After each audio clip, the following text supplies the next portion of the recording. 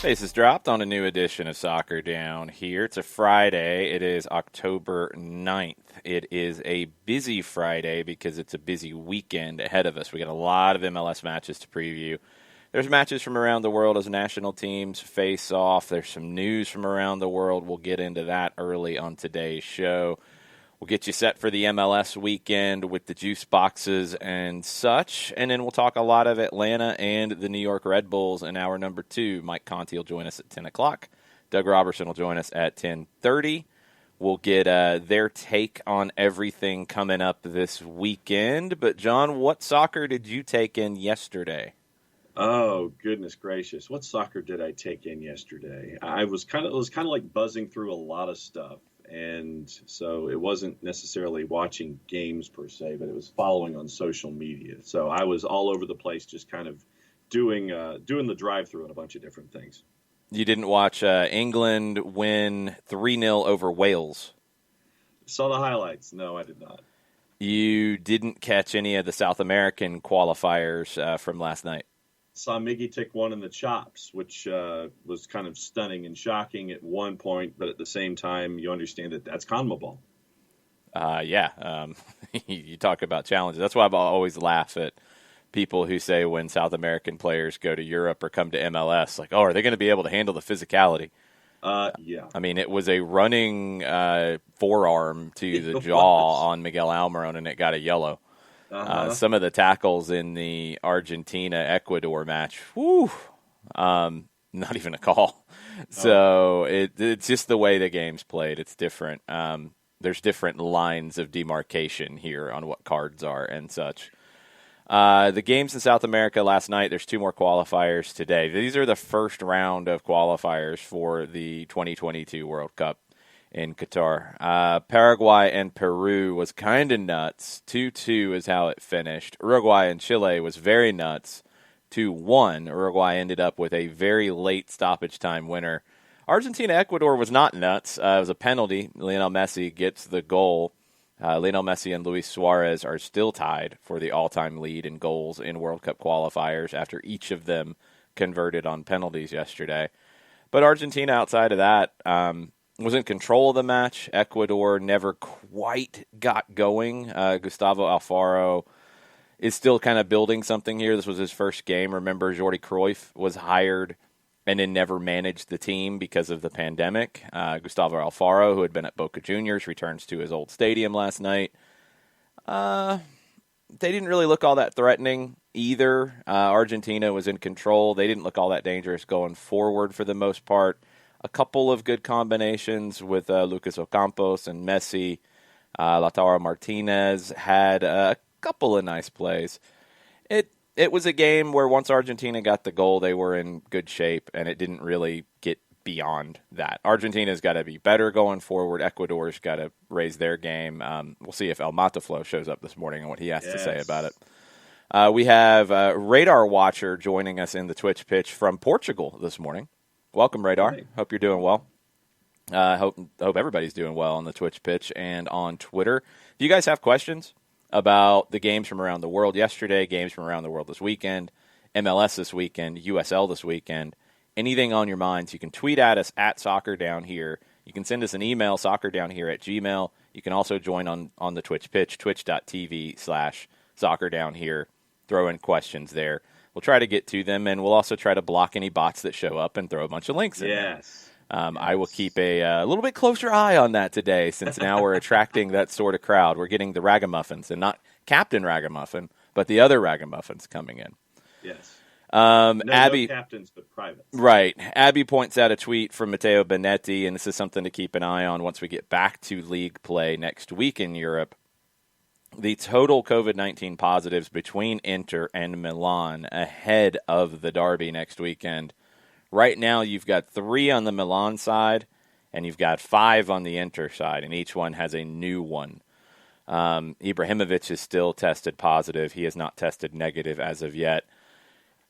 I don't know really what can be done at this point about any of this. I don't think any league, any competition wants to go back into a lockdown because I don't know if they can handle that, to be perfectly honest. I don't know if they can handle the scheduling of things if they get pushed back further. I don't know if they can handle the financial weight of that either. So, how do you handle it? The protocols inside the teams are still going to be key, and I think they're even more important than ever right now. All the little things like not sharing water bottles, not hanging out and congregating in the locker room, making sure there is separation when you're traveling, all these kinds of things that you take for granted, and you kind of say, it's not that big of a deal, we can let that slide. This is why you can't let it slide, because people are going to test positive even if they don't really do anything wrong. Where they do something wrong is where you're not following those protocols and it spreads within a group. So we'll have to keep an eye on this. There's been a couple situations on international duty. So Shaqiri from Switzerland had tested positive. He's tested negative 2 days later. He will travel with the Swiss squad to Spain for their Nations League match on Saturday. UEFA has to decide whether he can play or not. He tested negative, I believe, today or yesterday. He had tested positive 2 days prior, and now it's up to UEFA. The only situation we've seen that could have transmission from a match, and that has not been confirmed in any way yet, and it's going to be hard to confirm it, was Napoli having positives after playing Genoa. And I haven't seen anything specifically about the Napoli positives and how they could have occurred outside of the fact they played a team that had a bunch of positives that immediately started testing that way after the match. So we know there's a very, very small risk of competition spread. But if Shaqiri tested positive and is now tested negative, and these are the questions I don't know if we really have answers, to be perfectly honest, from the doctors, from the scientists, depending on who you talk to, I think it's a different answer, and that's a problem. If he tested negative, does that mean there's not enough of the virus in his system to transmit it? Could you say that the positive test, if he tested negative 2 days later, was a false? I don't know. I don't know what the best way. I don't know what to tell UEFA here. I don't know if UEFA lets him play. I don't know if that's a bad thing. If UEFA says he can't play, I don't know if that's the wrong thing. I really don't know, and I don't know if anybody truly does. That's the scary thing here. I don't know. We'll have to see how they handle it. Now, Switzerland does have another player who tested positive on Wednesday. He is in isolation, not showing any symptoms. Manuel Akanji from Borussia Dortmund. That was issued in a statement. So he has not tested negative yet. He's in isolation. He's not showing symptoms. Is that tied to Shaqiri? Is that separate? We don't know all of the testing protocols for these players at their clubs. Is it 3 times a week? Is it daily? Is it once a week? We don't know these things. So this is going to be an issue right now for national teams, and we'll see what the UEFA does with Switzerland. This has been an issue for Scotland, as Stuart Armstrong tested positive. Kieran Tierney and I believe one other player were put in isolation because of close contact, but Tierney specifically, maintained that they played computer games, they played video games, and socially distanced. He's tested negative 3 times. He's taken an antibody test. Why should he be left out when he hasn't tested positive? Because he was, I guess, in the same room, but they socially distanced. I don't know where the answers are with this stuff. And I don't know whether it's soccer, whether it's football, basketball, office, who knows? I don't know what the answer is. But you're going to get more of these gray areas going forward. And national teams are going to deal with it right now. But as these players go back to their clubs, they're going to deal with it. Because they will have been traveling. They will have been exposed to different folks. There is going to be the potential for positive tests coming out of it, and then isolating them away from the rest of the group, et cetera, et cetera.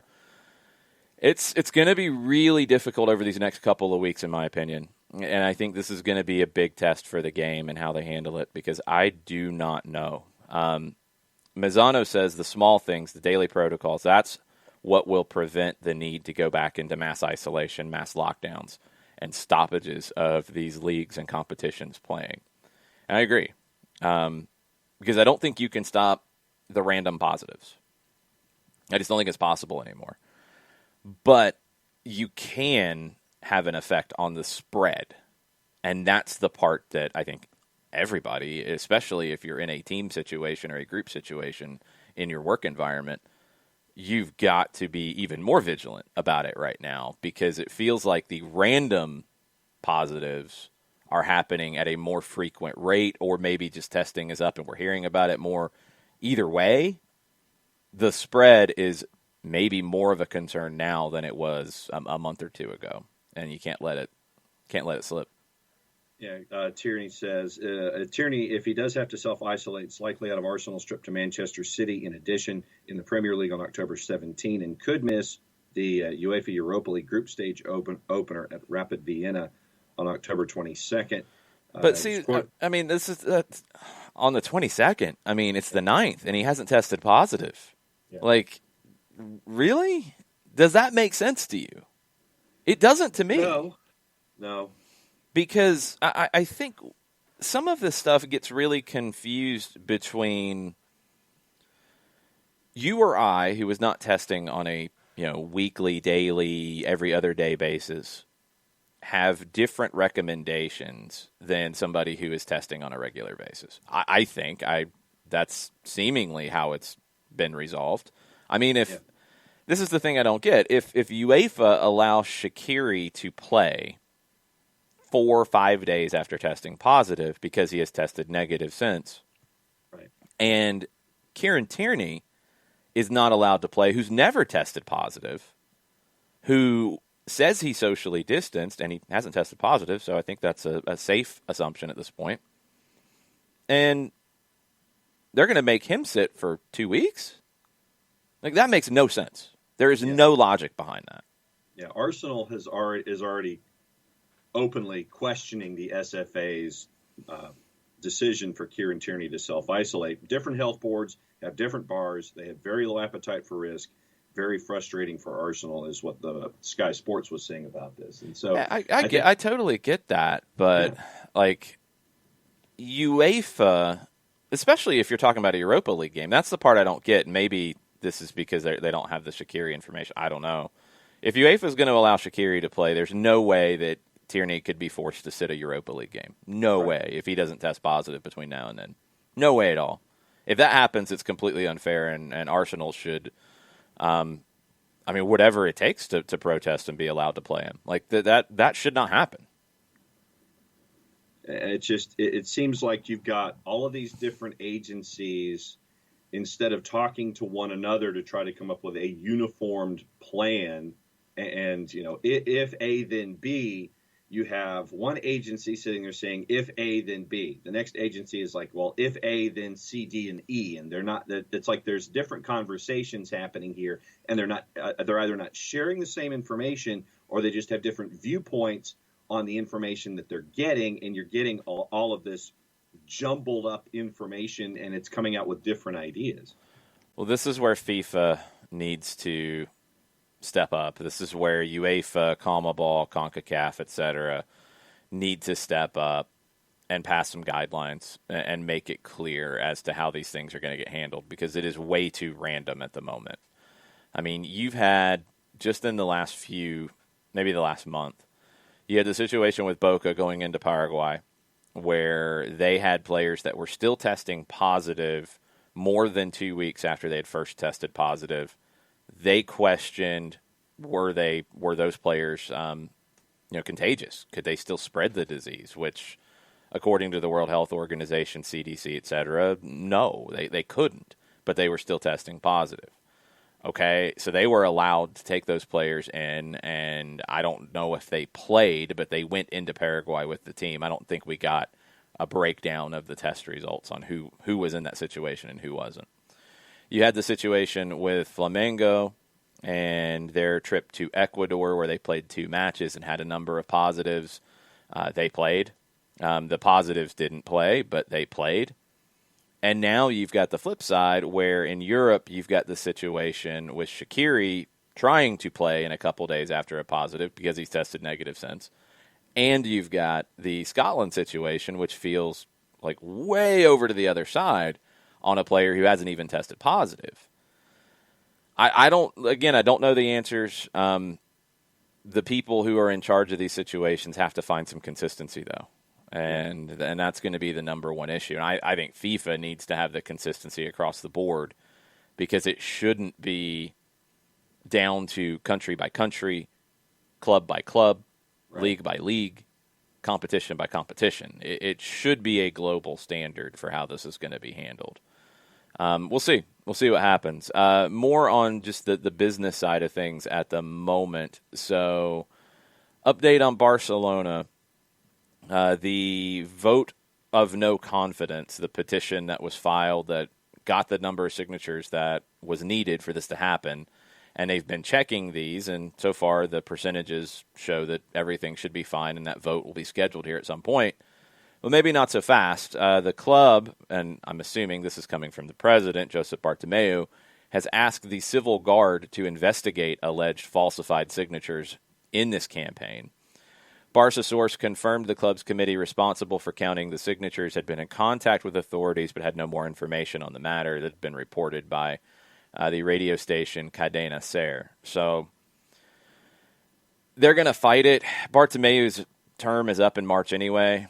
There was thought that if this went through, maybe he would resign early to save the club some embarrassment. Looks like he's going to fight it, so this won't come up anyway. It's going to get questioned enough to where it'll take him to March. It's stupid and ridiculous, but welcome to Barcelona. That's where things stand these days.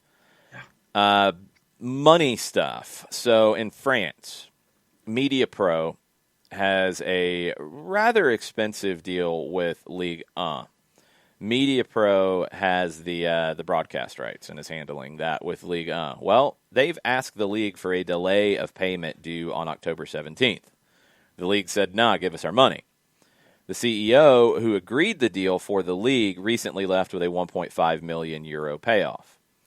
The deadline for payment was on October 5th. The clubs are due to be paid on October 17th. Clubs are already hurting financially. If they don't get paid here, you're going to have some issues in France. So keep an eye on that one. The Premier League.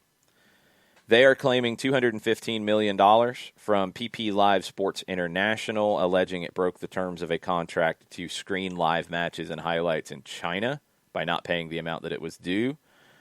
This is the one from last year where they canceled the contract with PP Live, which had the rights, was after just one season. Filings at the commercial court in London showed the Premier League was claiming $210 million. It alleges that PP Live failed to pay that by March 1st, which would have been pre-shutdown. The payment was due on March 1st. They also allege that a further $2.7 million due for Eclipse package and an additional $2.3 million to cover compound interest. So they're saying that it's not due to the pandemic, but PP Live just didn't pay them when they were supposed to. And that's one reason why that contract got broken. So now they're trying to get the damages. We'll see if they do. That will help the bottom line in a big, big, big way. Sweden had plans to start to raise the limit for spectators. They've pulled back on that. And it wasn't a big raise either. They're at 50 right now. They were trying to get to 500 here in the next few weeks. That's been postponed. Rising coronavirus infection numbers, both in Sweden and around Europe. They said in August they were going to raise that to 500. They've postponed it now.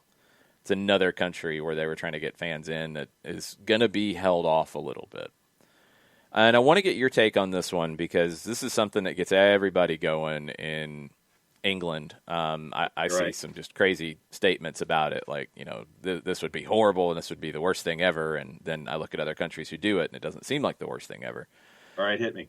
Ferran Soriano, the CEO of Manchester City, he believes that the English soccer pyramid needs restructuring and needs the inclusion of the B teams from Premier League sides in lower divisions. He wants this to speed up player development. He said the business model of the EFL was not sustainable enough. This is all coming, of course, with the EFL asking the Premier League for a rescue package. Soriano said there's other things they got to address. He said one of the challenges is the EFL is a business that's not sustainable enough. They were discussing ways to improve it, salary caps, now that they were nudged, almost pushed to solve the existing problems because of the crisis. There are other problems, the challenges of developing players in England where B teams are not allowed. We have a development gap of boys that are 17 or 18. They don't find the right place to develop, and for example, they are taken from us by the German teams who try to sell them back to us for a price which is 10 times what they paid. This is mad, right? This is something we needed to solve, and now maybe the crisis will give us the opportunity to get together and solve these issues. The old school crowd is obviously throwing their crumpets against the wall when they hear something like this because it's not what England's done.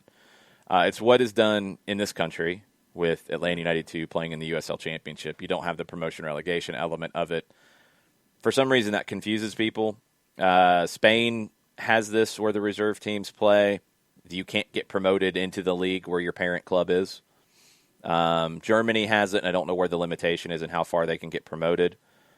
It's not uncommon. Yeah. But it would affect your fourth division teams, your third division teams, your smaller clubs. It would change the structure completely.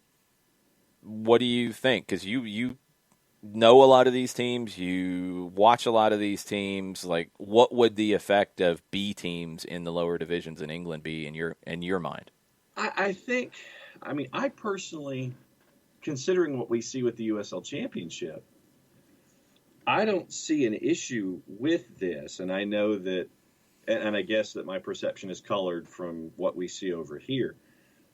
The promotion relegation element is taken care of. You can't be promoted into the league that your parent club is in.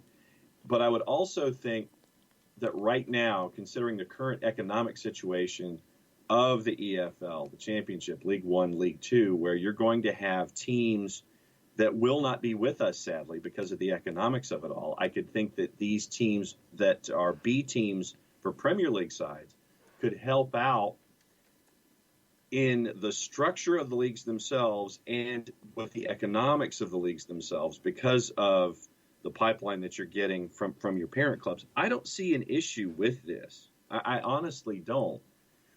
And I think that it could help out fill those gaps from the teams that right now we could see disappear. I just think that it could help that process out. So I don't see an issue with this at all. I'm not the kind of guy that's going to sit there and throw my tea and crumpets or my Diet Dr. Pepper or my Mountain Dew against the wall for it. I just, if you want to keep your talent with your clubs in your country, instead of sitting there and having the quote where right now you have teams that sell them and then you want to sell them back at 10 times. That's the way the current structure is. And if you want to try to hang on to your talent, this might be a way to do that. I don't see an issue with this.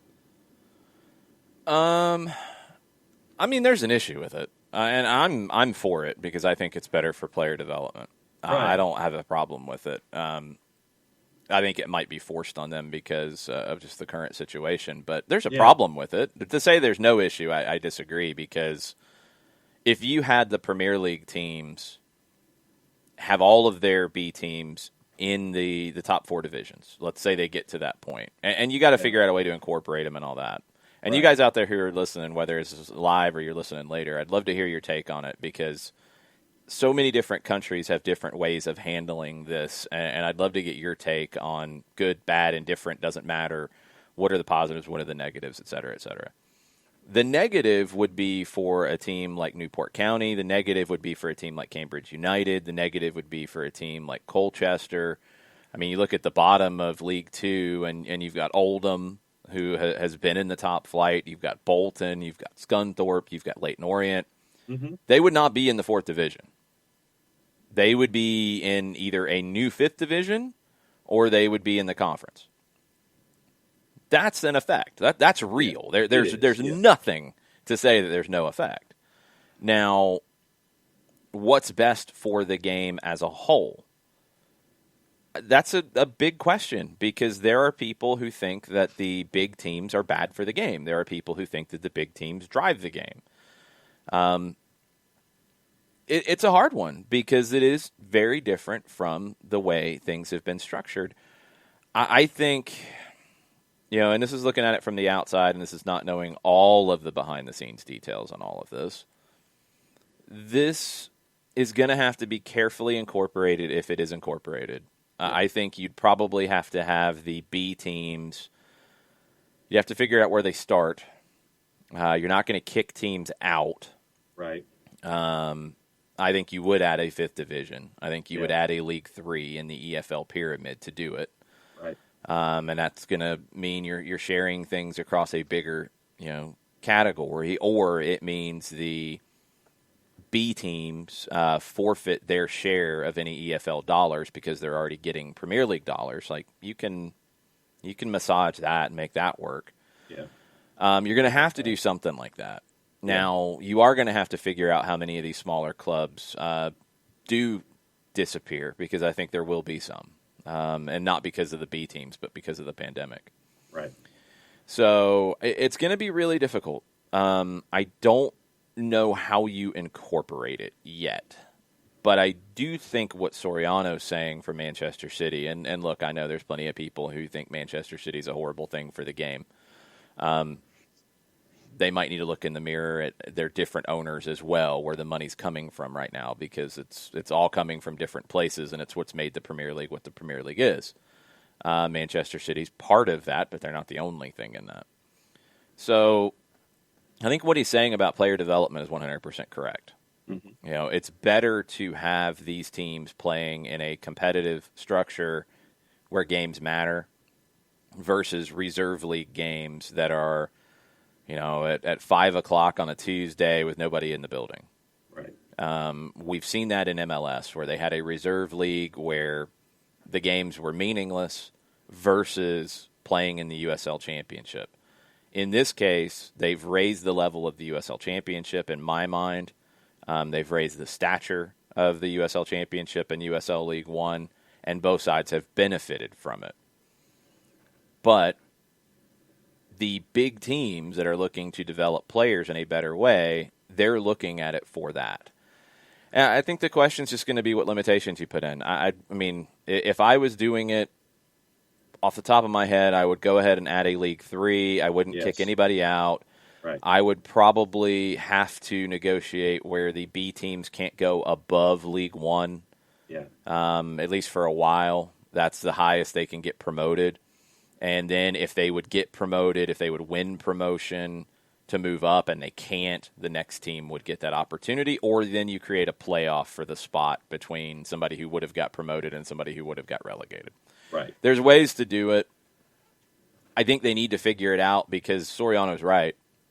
You're seeing those young players who would be playing for a reserve team that's meaningless say, well, I'm going to leave, and I'm going to go to Borussia Dortmund, or I'm going to go to a different German club. And that's a bad thing for the English game. It's a bad thing for these clubs. So they've got to figure out a way to solve that. They're not going to stop signing big players and spending a lot of money, but they've got to do something for their young players that they have in the mix as well. This would help solve that. This would be a better route than whatever their reserve league structure is right now. Yeah, no, I like your idea of creating that League 3, and how many of the Premier League sides are going to be taking those B teams and putting them into this expanded pyramid. But yeah, well, I would think all of them would. They should be. I mean, if any of them opted out to, then that's kind of ridiculous. Yeah, but I think that when you want to add 20, that basically means that you're adding another league's worth of teams. So it makes a lot of sense to add that League 3 notion in there and limit their promotion, because the last thing that you want is to have teams in the Premier League and then their B teams are the ones finishing at the top of the table in the championship, and then however many teams of the B sides would be finishing at the top of the championship. Obviously, they wouldn't be eligible to go into the Premier League, but then you'd end up with a team who's like 9th or 10th in the championship ladder being the one that gets promoted into the Premier League, and that doesn't help things out either. So limiting promotion, adding that League 3, I think that it shores up your pyramid and helps you out economically, especially with the current situation being what it is. I think it would. It's going to take the people in the game to find the way to navigate this, because it's not going to be easy. It's going to be complicated, but I think it's going to be necessary for them to figure out, because the game in England needs it for a lot of reasons, for the player development side, for the business side, for all of it. I think it would be a good thing for your, Walsall to host, Chelsea U23s in a competitive match. I think it might be an attractive thing rather than Walsall playing Colchester. Yeah. It'd give you some variety and get people into the building a little bit. So we'll see. We'll see how they handle it. This is not new. This has come up many, many times, and it's always been pushed back because it's against tradition. So we'll see what happens over there. Welcome to Dr. D and Fender for hanging out in the Twitch pitch. Let's get into the MLS stuff. So we've got a busy weekend ahead on the MLS front. But let's start with the news from yesterday. Ben Olsen out as head coach in D.C. Next year will be the first year since 2001, I believe, that Ben Olsen has not been part of D.C. United. And it'll only be the fourth year since the club started that Ben Olsen is not part of the club in some form or fashion. That's why this wasn't a cut and dried thing. Yeah. And I know MLS is a young league, but you have a legend in Ben Olsen that you're going to try to handle. I'm surprised that he's gone now, to be perfectly honest. I thought, unless they had a hire ready to walk in, he would finish the year out, and then they would separate at the end of the year. Now, Abby asks, and this has been reported, that he had a clause in his contract that if he was relieved of his duties before the end of the contract, they would find another place for him in the club on a reduced salary, et cetera, et cetera. They should do that. And you have a clause like that because of the legendary stature of Ben Olsen at DC United. I know sometimes we look at this stuff and we say, well, how can a club 25 years old have a legend? You need to embrace these legends. Mm-hmm. Ben Olsen gave everything to the club. Did he get the results right this year? No, he didn't. He had a very bad year. And this is the year that pushed it. But his statement yesterday was really strong. And he said this part I thought was really important. I spent the last 22 years waking up every morning thinking about how I could try to make this club better. I definitely didn't get everything right, but I know I always gave everything I had to try to help this club achieve success. And that's the thing you can't question about Ben Olsen. He always fought for the club, for his players, for his teammates when he was on the field. He always fought for the club. That's why I'm a little surprised that it's right now. And he says it's the right move. He says it's the right time. So if he's on board with it, then everything's good. I mean, you're going to finish the year out with Chad Ashton, who's been an assistant there for a long time. It doesn't really change anything for this year. I guess it's just because it's time. I don't know. I don't know what's going on behind the scenes there. But now what happens in the long run at that club? I don't know. I mean, this is the club that launched the league with a level of success that, honestly, outside of the New York Cosmos and the old North American Soccer League, American soccer hadn't seen in the modern times.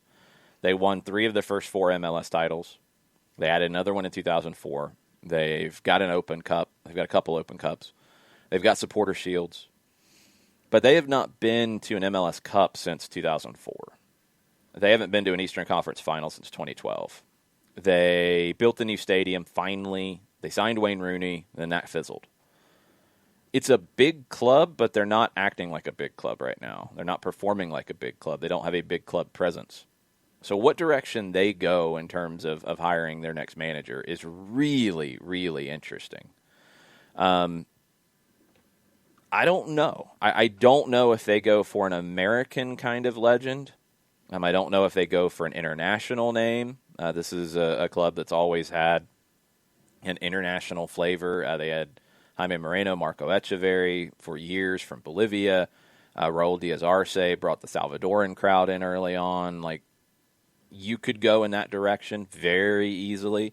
I don't know. It's going to be a fascinating one. As big of a job as Atlanta is, DC's a job that could be a very big job as well and get a very interesting list of candidates. The numbers blew me away when they were finally put in front of me yesterday about just how much a part of the fabric of DC United Ben Olsen is. And OptaJet gets all credit for this. 71.1% Ben Olsen played or coached in over 7 out of 10 of the matches in DC United's history. 221 as a player, 364 as a manager. And, when he came out and said what he said yesterday, you see where his heart is when it comes to this team and how much of a part of the fabric he has been with it. But DC United has issues that have to be addressed. And for me, this is going to be another interesting part of the offseason for Major League Soccer, with what we're seeing with the growth of the program through Loudoun United. A manager who understands the growth aspect of what DC United has been trying to do plays into this for me as well. And then trying to, you want to make that splash to try to draw folks back, but at the same time, you've got that internal fabric that's already there. So for me, like you said, I don't know what direction they're going to go, and it's going to be an interesting offseason to see what their thought process is when they bring somebody in. Yeah, I want to see what direction they go. They are starting to develop players, and that's going to have to be part of it. How much are they going to spend? That's the question. We'll just have to wait and see. One other move off the field before we get into the preview of the games. Independiente Medellin announced yesterday that their center back, Jesus Murillo, would be headed to LAFC. 26 years old. Looks like it would be a loan with either an option or an obligation to buy. They've desperately needed a center back. He's been a regular in the Colombian top flight. He's played well since the restart in Libertadores play and in league play. Makes total sense. Just surprised it hasn't happened sooner. We'll see how quickly he can get in, because that's going to be the hardest thing. Is even if you get him here quickly, it's 10 days. Might not be quite that fast because you got the visa situation to deal with. Fender, thank you for subscribing with Prime. And Fender reminds everybody on the Twitch pitch, for anyone with Amazon Prime, you can subscribe for free if you link your Amazon account. And that kicks some money to SDH. So it's very cool.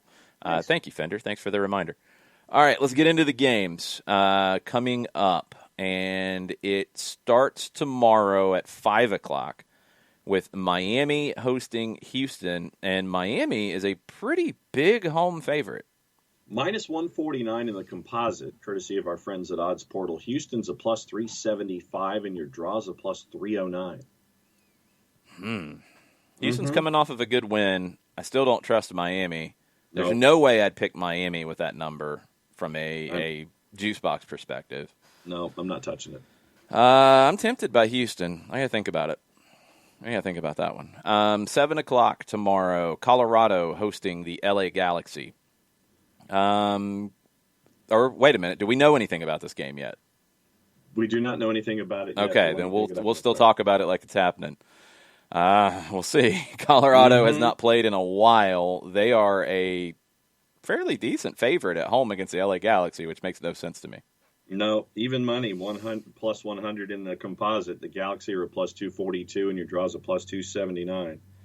Shiva in the Twitch pitch says, ugh, now LAFC will be a contender. I would just hold on about that. We have to understand something here, and Shiva, I'm not picking on you. Like this comes up all the time. Just because they're signing a player from Colombia doesn't mean it's going to be a good signing. Like, it could be a bad signing. It could be a good signing. It could be a good signing if he was from Paraguay or Uruguay or Ecuador or Ghana or Estonia. Like, it doesn't matter just because it's a player from Independiente Medellin in Colombia. I don't think the Colombian league is demonstrably better than Major League Soccer. So it's going to be down to the fit. It's going to be down, does he fit the way that Bob Bradley wants to play? How quickly can he be effective with the group? And we just don't know those questions yet. So he is a center back. Yes, Jason Nix. Don't jump to conclusions that it fixes everything just yet, but they're finally trying to address the problem. I guess that's a step in the right direction for LA. Yeah. All right, Vancouver hosting Real Salt Lake. That's the 10 o'clock game tomorrow night. Vancouver is a home dog. Yes, a home away from home dog at a plus 278. Real Salt Lake a minus 112, and your draw plus 282. No way I'm taking RSL on that. I would avoid it more than likely. Yeah. Sunday games, NYC and New England. New York City is a big favorite at home. Minus 114 in the composite. The Revs are a plus 292. Your draw's a plus 268. Do we trust New England away from home? New England hasn't exactly looked great lately. I'm probably not trusting them in that one. Yeah. I mean, NYC, I have questions with the Matriza thing, but Right. I don't think I'm trusting New England. They lost their last one. They drew the one before that scoreless. They haven't scored in 2. They beat D.C., but does that tell us anything? No. They beat Montreal on September 23rd. That's their last good win. They had a scoreless draw with NYC before that, and they lost at Philadelphia before that, which it would feel about right. So, Yeah. 2 wins in their last 6, 2-2 and 2. NYC is coming in with 3 straight wins. Mm-hmm. DC, at Miami, Cincinnati. None of those are, sterling wins here. No. They lost to Toronto. They drew New England. They beat Cincinnati. They drew at DC. They won at New England. They beat Chicago. They beat Columbus. So in their last 10, they've only lost once. So, yeah, I can't find a reason for New England here for that number. Can't find it. LAFC hosting Seattle, 7 o'clock ESPN on Sunday. LAFC is the home favorite. At a minus 102, and Seattle's a plus 233. Your draw's a plus 294. Seattle has won 5 of their last 6, and they are on the road. That's fine. LAFC has lost 4 of their last 7. You want to go further, they've lost 6 of their last 10. No way I'm taking LAFC in that. I'm running with a plus 200 on Seattle. No doubt.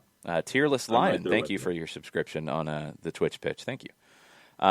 If I get Seattle plus more than 200, I am running with it. Chicago at home, big home favorite against the Chad Ashton-led DC United. The Fighting Ashtons are a plus 455. Chicago's a minus 182, and your draw's a plus 330. Yeah, I mean, if you're looking for something just to pair up a parlay, Chicago at home to win is one you might want to take. But other than that, there's not a lot of fun in those juice boxes. Cincinnati hosting Toronto, and Cincinnati is possibly the biggest home dog we've seen this year. Well, yeah, plus 292, and Toronto's a minus 115. Your draw is a plus 272. BetMGM's got them over 300. Cincinnati at home. Cincinnati, since their last game in the MLS's Back tournament in the group stage, where they beat Red Bulls, they beat Atlanta, they beat Red Bulls. Since then, so since the restart, August 21st, scoreless draw, 3-0 loss, scoreless draw, 3-0 loss, 2-1 loss, 1-0 win, scoreless draw, 4-0 loss, 2-0 loss, 3-0 loss. 2 goals since they returned to play. A lot of goals conceded lately. Mm-hmm. Yeah. 9 in their last 3 games. No. It's a home dog, but no. Toronto could have the whole first team injured, and I'd probably still go with Toronto in this one. Yeah, Bet365's got them at plus 300, B-Win at 309, Pinnacle at 304, William Hill at 300. So, yeah, Bet at home is your outlier to plus 270. Orlando hosting Columbus, 7:30. This is a really good game on Sunday night. Orlando in recent form, and they are the favorite here. So, I mean, If you're big on the Crew, you've got a number that could be appealing. Orlando hasn't lost in 10. The Crew, they've lost 2 of their last 3. Yeah. Orlando plus 127 in the composite. The Crew are hovering around a plus 200, and your draw plus 254. I think this is the game where Orlando shows that they're legit. If they don't, then I can't believe in them the rest of the year. I can't. If they beat Columbus at home, and they should. They should. They're the favorite, and I don't think it's an accident that they're the favorite. They should win this match. If they do, they're right there as a contender to win the Eastern Conference and win the whole thing. They are. If they don't, they're going to have a lot of work to do to convince me, and I think convince the naysayers on it. This is a big, big opportunity for them. Big opportunity for them. I got a draw. Abby, I don't understand your question. I think there's a typo. Please share with me.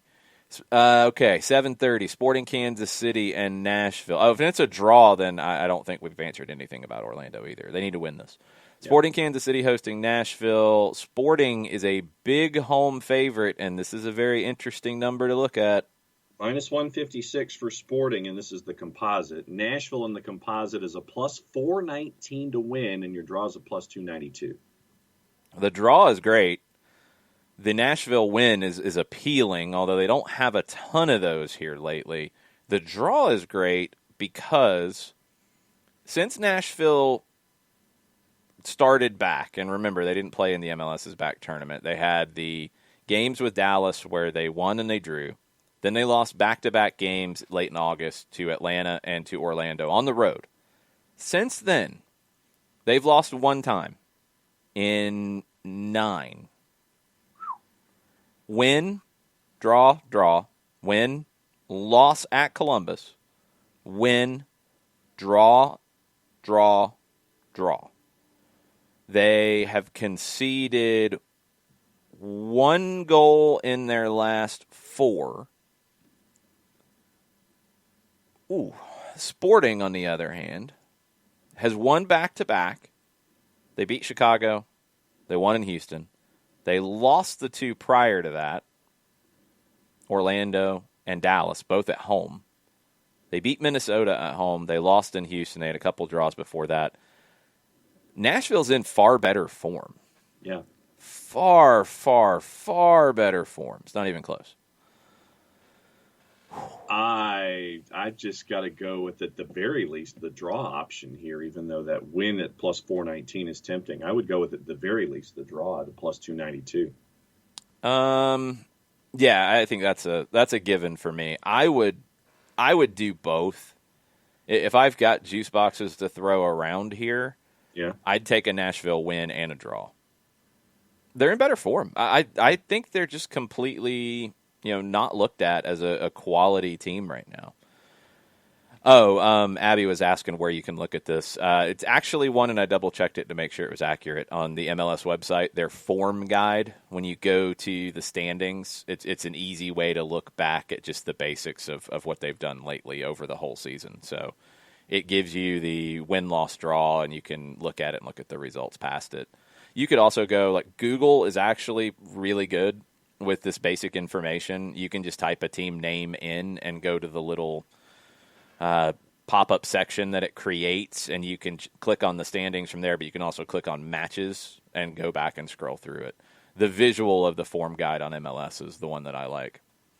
So Nashville's got some really interesting numbers if you're buying into the boys in gold. Yep. Philadelphia is respected this time around. They're hosting Montreal, and they're a pretty big home favorite. Yeah, Rich Ransom says the Union are allowing supporters at 15% capacity for Sunday's game against Montreal. His prediction is a 3-1 win at home for the hashtag dupe. Philadelphia minus 196 in the composite. Montreal's pushing plus 500. And your draw is a plus 343. Yeah, Philadelphia has won 5 of their last 7 of their last 10. Montreal got the win in Columbus, which, is that going to spark something? They drew in Chicago before that. That was coming after 4 straight losses. It's got to be Philadelphia here. They got to take care of business at home. Dallas hosting Minnesota, 8:30 on Sunday. Dallas is not a huge home favorite, but they are the favorite at home according to the odds makers. Yeah, minus 102 in the composite. Minnesota United is a plus 250 or so, and your draw is a plus 270 in that neighborhood. I would run screaming from this one because Dallas has not won in their last 4, 2 draws, 2 losses.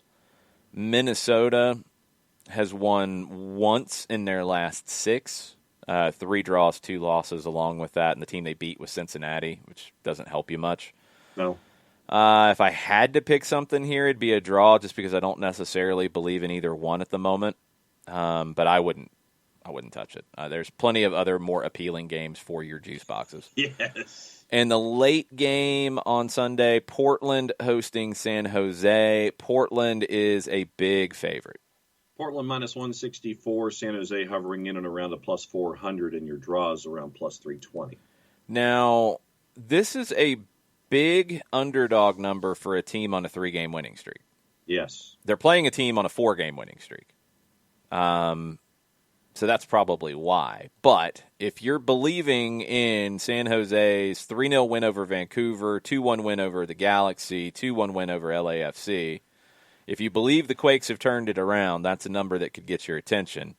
I'll just remind you that the Timbers, 6-3 winners at LA Galaxy, 1-0 at Vancouver, which was in Portland, 1-0 versus Seattle, 6-1 in San Jose last time these teams played. Yeah. That one was not pretty. No. As much as the Quakes have turned it around, I can't pick them here.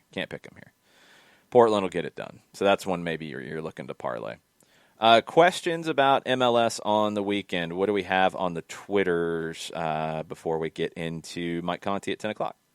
Let's see. We have Tafka and DKB. DKB says he's not able to listen live this morning, unfortunately. Just wanted to stop in and say thanks for all the great analysis from y'all. I listen to the podcast daily, 1 hour from work, 1 hour to work. Really appreciate the hard work put into every episode. Tafka on Thanks Barco. for listening. Yes, thanks for listening. Tafka. Maybe we all just misunderstood the meaning of, quote, Barco is injured and is day-to-day. Maybe that means Barco's injured today and he'll be injured tomorrow, day-to-day. Laughing, crying emoji. I jest, and I've come off the future move holdout conspiracy, but man, is it frustrating. Yeah, it's frustrating, and it's frustrating that people think that the club's lying to them. And look, I'll get yelled at because I know it's coming because I've been yelled at about this one. That's fine. Every time something is said, and I choose those words carefully because it's been said multiple times. Every time something is said, the response is, oh, well, I wish we'd had this information before. You've had it. He has trained. He has not been able to train regularly with the team. No, they're not going to tell you what the injury is. Carlos Bocanegra made that clear yesterday in a media availability to welcome Marcelino Moreno. He said we're not going to share what the injury is because we're talking about the most fouled player in the league. We're not going to give that information up to our opponents. And they shouldn't. And also, as we've talked about, this is not new in that the league does not have a difference in injury designations anymore. And I would assume this has to do with COVID-19. You are medically cleared to play or you are medically uncleared to play. Period. That is the official designation. So if you are medically cleared for training purposes, you could be medically cleared to train but not play. You could be medically cleared but not feel comfortable enough to play. There is wiggle room in that, absolutely. Teams are going to take advantage of that. This is nothing new. But the whole thing about training and then not being able to train consistently, Stephen Glass has mentioned it on multiple occasions. After matches when he's been asked about it, before matches when he's been asked about it. It's not a new development from him. Carlos Bocanegra has mentioned it multiple times. Darren Eales has mentioned it multiple times. So, I mean, it's very frustrating. It's frustrating for Barco. It's frustrating for the team. It's frustrating when the question has been answered. The only question that hasn't been answered in this is, what is the injury? And it's been answered in that we're not going to say. We're not going to talk about it. I don't know if that means it's a muscle injury or if it is a contact injury. I don't know. I don't know what that means. But the story hasn't changed. It's been consistent. And the whole transfer portion of it, that's where I get frustrated because then people are casting aspersions on Ezequiel Barco. For what reason, I do not know. Yeah. The whole thing, he is holding out to force a transfer. Well, there's nowhere to go now. So that doesn't make any sense. There were no talks from credible report. There were no talks, period, about interest from clubs after the beginning of September. Honestly, I would go back before that and go to the Fiorentina and Lyon links that were more credible than the Sevilla one, Right. which was picked up by credible people but didn't originate there. But if you want to include that, that's fine. That was at the beginning of September. It's over a month ago. The window's closed in Europe. So there's nothing to force. We've seen players try to force moves before. I have never seen a situation where a player has tried to force a move without someone talking to the media saying they're trying to force a move. That's the whole point of trying to force a move. Yeah. You don't just do it by saying you're injured. There has to be something else. What is the classic one that always comes up in the British tabloids? He's saying, come and get me. He's giving the come and get me plea. Well, there hasn't been any of that. So, look, I don't know what else to say. It's still frustrating that it's still a story and that it's turned into so many different conspiracy theories. And that's fine. If y'all think I'm being unreasonable for it, it's all good. But I don't know what else to say at this point. When it's been said, he's trained, he hasn't felt right, he's had to pull back from regular training. That's what's been going on.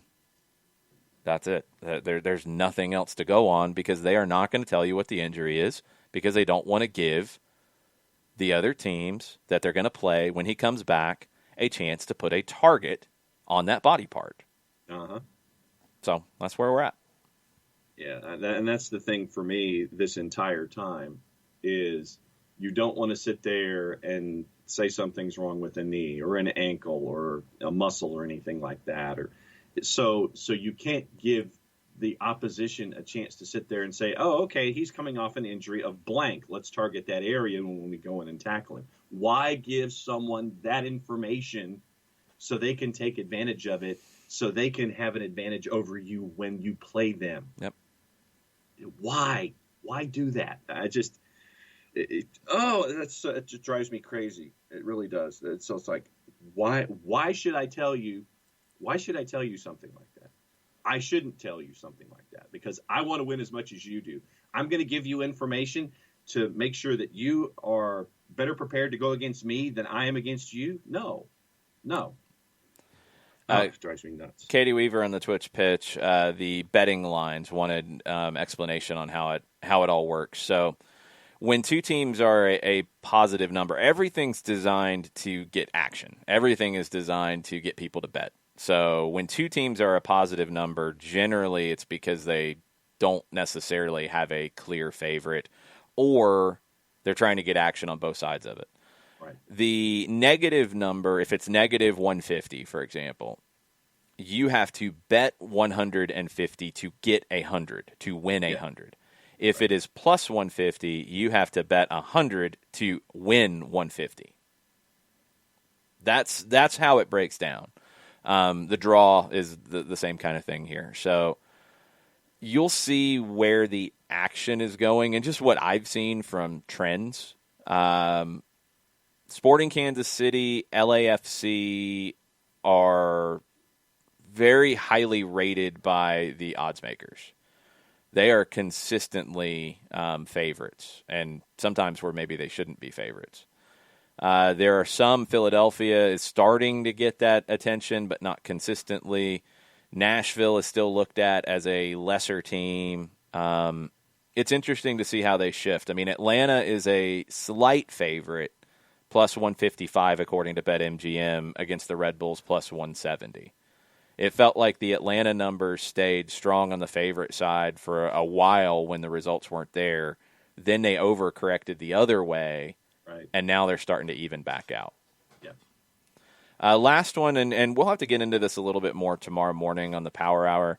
The Colonel on the Twitch pitch chimed in on the B-side situation in the EFL. He said, what if a Premier League side purchased a League One side and staffed it with B players, so loaned them?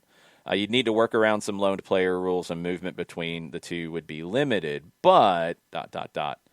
It'd be interesting. It would be kind of like what we've seen here with some relationships, and it's what we've seen with City Football Group and Girona, for example, or New York City.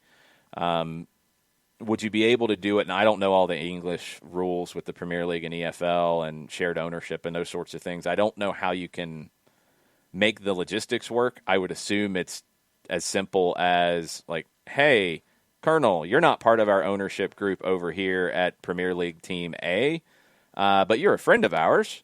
We're going to give you this money to go buy League One Team B over here. Yeah. And we're going to create a relationship where we're going to loan you the maximum number of players that we can loan you every season.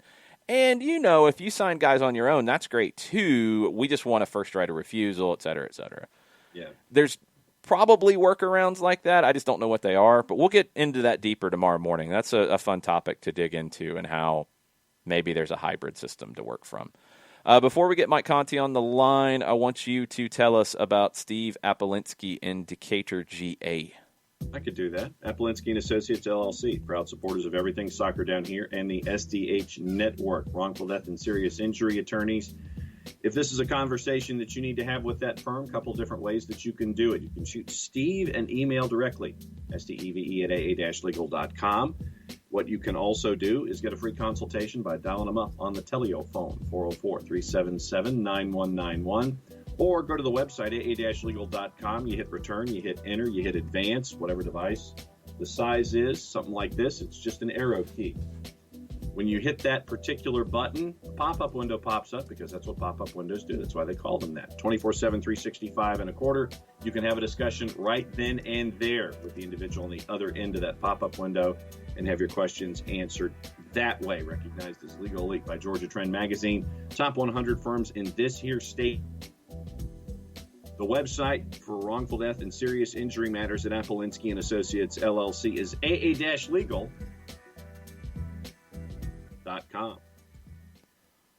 Nicely done. All right. Finish the week on something resembling a high note. Why not? Yeah, that's right.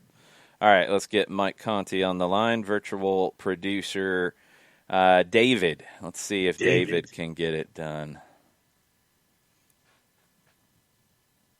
We'll see what Mike is thinking about this weekend's match with the hated Red Bulls. What's up, Mike? How are you? What's going on, guys? How are you? Good. Running just a little bit late this morning. It's been hectic. That's totally fine with me. Let me ask. Hectic for me, too. You gave me an extra 3 minutes to collect my thoughts. See, there you go. Well, let me ask you about your thoughts on, I think, maybe the most intriguing juice box set of numbers for the weekend. And it could be one of the more interesting games, too. Nashville going to Sporting Kansas City. Mm-hmm. Nashville is a massive underdog in this. But when you look at the form, and I forgot how good Nashville has been lately, they've only lost one of their last 9 matches. Wow, really? Yeah, that's what I said. I didn't realize that. It's a lot of draws. 5 draws in there. That actually makes that 4-2 loss by Atlanta up there a couple weeks ago look not quite as bad now. Mm-hmm. I'm going to the computer right now to look at this. So, okay, so recent form. I mean, let's see. You're right, a lot of draws. 5 draws. Low scoring draws, too. Yep. I mean, that's understandable. Yeah, but I mean, look, Minnesota, that's a good draw. New England on the road, that's a good draw. Houston, you held them to a goal, that's a good draw. You only beat a red-carded DC 1-0. I think we've seen now enough of DC to realize that that should not be too tall a task. Your one loss was Columbus, decisive. It was at Columbus. 4-2 Atlanta, scoreless Miami, 1-1 Orlando. That's pretty good. That was all the way back on September 2nd now. I mean, both teams have changed quite a bit. And 1-0 over Miami on August 30th. So, yeah, that's interesting. Again, usual caveats apply when you talk about numbers, and often it's just a reflection of how the public feels about these matches. It doesn't necessarily have anything to do with what the bookmakers think. It's just how the lines move. Right. I would put it to you this way, Jason, that I think that recent form might be a touch misleading. Maybe. I mean, it's a great run of form. Atlanta would be envious of that. A lot of teams would be envious of it. But when they've matched up against quote-unquote good teams, again, decisive loss to Columbus, you couldn't score against Minnesota, couldn't score against New England, you didn't give up a goal either. I think it's fair.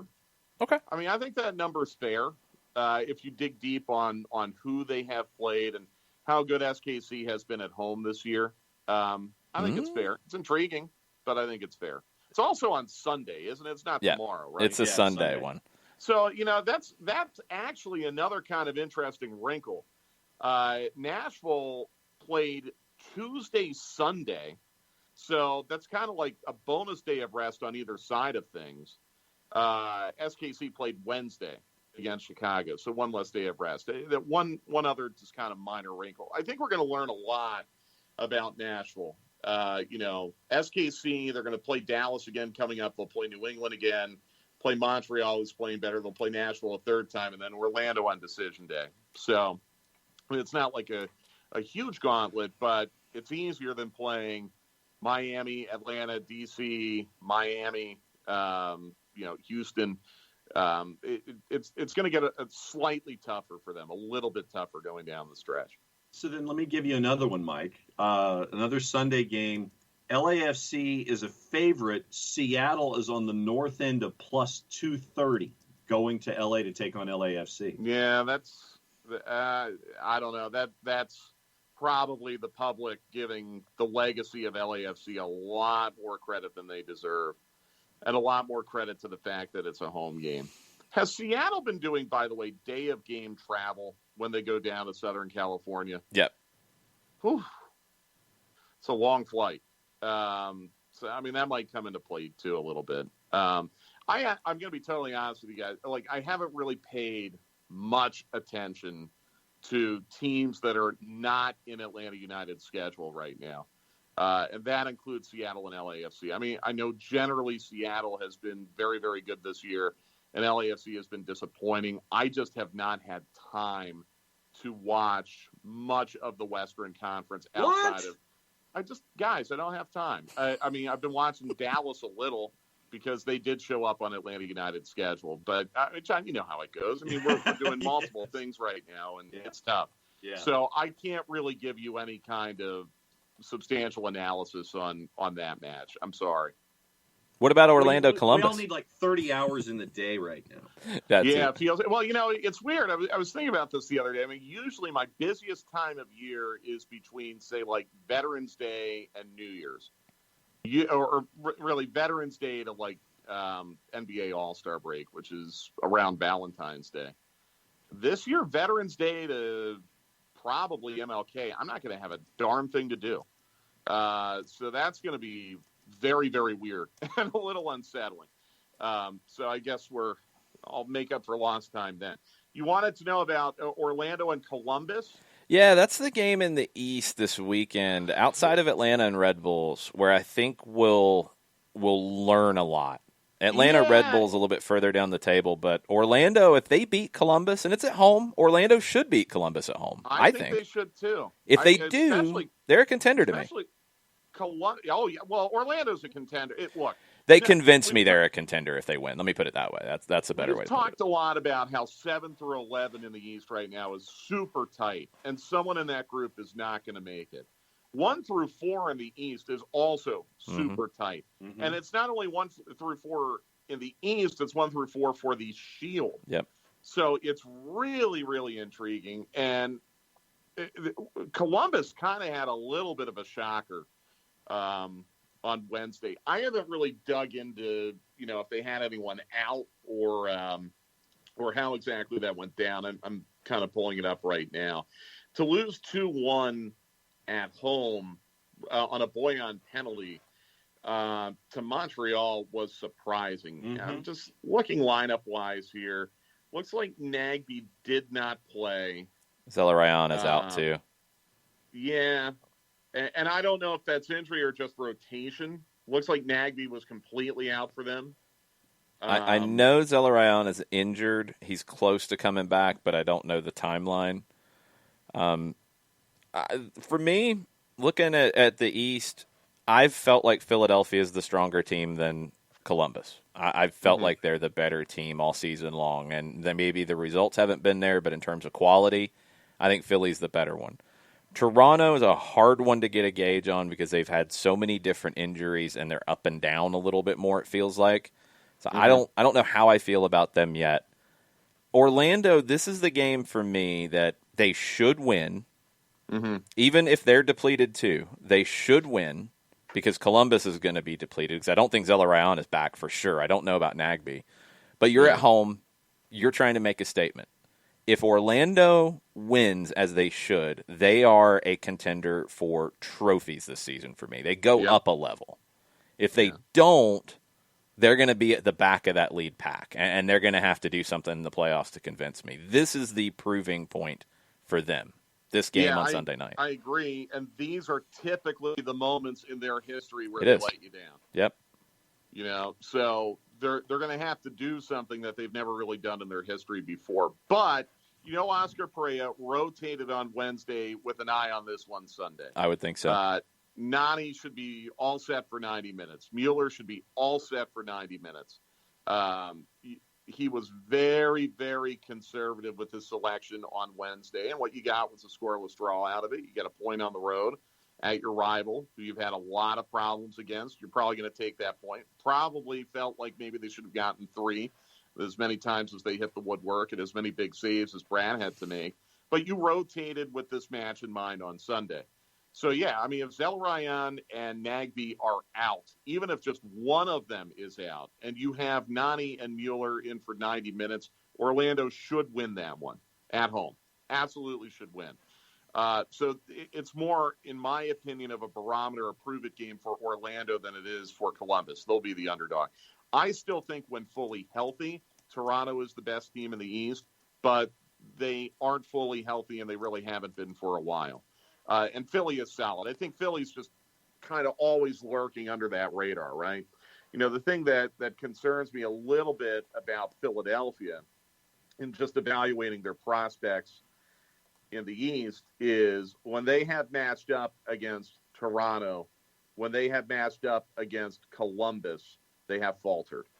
So I'm looking for, kind of like with Orlando, I'm looking for Philadelphia to make a statement win. It's great when you're beating Cincinnati and Miami 3-0. That's awesome. You know, it's great when you're beating a 10-man Montreal 4-1. It's great when you're beating a 10-man New England 2-1. They're going to have games coming up against Columbus and Toronto again. The 2 of the final 3 weekends of the season.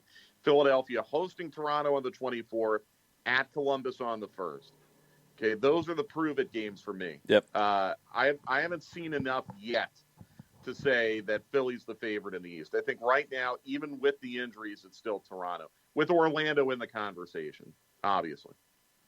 Looking back at the match midweek, Mike, now that you've had 7 minutes or so as us to talk about it, what other takeaways do you have from the Orlando City match? I mean, we can look at relationships with players that are developing over time. I mean, I think that personally, one of the things that sticks out to me was the relationship on the pitch with Bello and Gallagher. That was one of the things that stood out to me in the matchup with Orlando. Now that you've had a little time to let the match from midweek kind of settle a little bit, what else is going through your head? Yeah, I mean, I really felt good about it Wednesday night when it was over, and some people tried to talk me out of it, and I was kind of buying it for a little. But when I went back and watched it again yesterday, I'm like, well, now, wait a minute. My eyes maybe didn't deceive me. I thought it was a really well-played scoreless draw, which I know sounds a little bit paradoxical, but I think it was a really well-played scoreless draw. One thing that really stands out to me, and I'm not, Bello and Gallagher definitely have a chemistry. I did not think that was one of Gallagher's better games. I think he was just out of gas. It had Yeah. nothing to do with his interplay with Bello. I think Gallagher's put in a lot of work. The one thing that just really stands out to me, guys, is that from a concentration standpoint, this team seems to be switched on a lot better on restarts, on set pieces, not letting those little demons from late August, early September creep back into matches. I think a lot of that probably has to do with Brad, obviously, in his communication. It has a lot to do with your center backs. But I really think Jeff Lorenowitz has had a vital role, in settling this team as a defensive midfielder. And I think that has been a spot when Jeff has not played where Atlanta United has had some problems. You can see in the last two matches with Jeff and Mo Adams, it's been much better. Yeah. And now you get into Saturday. And this is something I told Jason off the air after the game on Wednesday. I am a little concerned because Jeff's had a couple 90-minute runouts in a row. Right. It's not a young guy. He's almost my age. So he's not a young guy. I'm older, by the way. He's not a young guy. Man, oh man, that's a big ask. This is a really, really key game on Saturday. This is an enormous game. You're 2 points out of seventh. You're playing the seventh place team. Aaron's like, seventh place, who cares? Seventh place is hosting a first round play or a play-in game. Okay, Yep. You are hosting a play-in game if you're seventh. And if you get to seventh, now you're talking about maybe sneaking into sixth and not even having to play a play-in game. So this is really, really, really critical. I need my best 11 out there. This is a vital home match. You look ahead at Miami and then Toronto neutral. You got to be taking things one match at a time right now. So I'm sure there are conversations up on Franklin Gateway today, serious conversations about, be honest, how much can you give me? Right. Mm-hmm. Jeff Lorenowitz, to me, is a huge key in this match tomorrow, and I'm hoping he can. I know there's a lot of excitement about Marcelino Moreno, and we can get into that.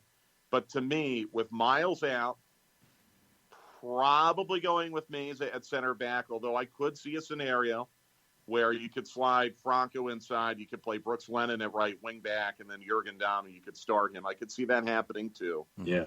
But probably with Meza. I just think it is incredibly vital that you find a way to get Jeff Lorenowitz in this game for as long as possible tomorrow. Yeah, it's a balancing act because you've got the game Saturday, which is a huge one with Red Bulls. You go to Miami, which you've had problems with them, and you're traveling day to game and all the challenges. They are better. They are definitely a better team. And then you've got that big match with Toronto on the weekend. I mean, Jeff Lorenowitz can't play 270 minutes in the next three. No. We know that. No. You have to prioritize. You have to think about the matchups and who he'd be facing and the way these teams play. It's going to be tough. I'm with you. I think the question is going to be, can he give you 45? Can he give you 60? And then what do you do for the rest of the match?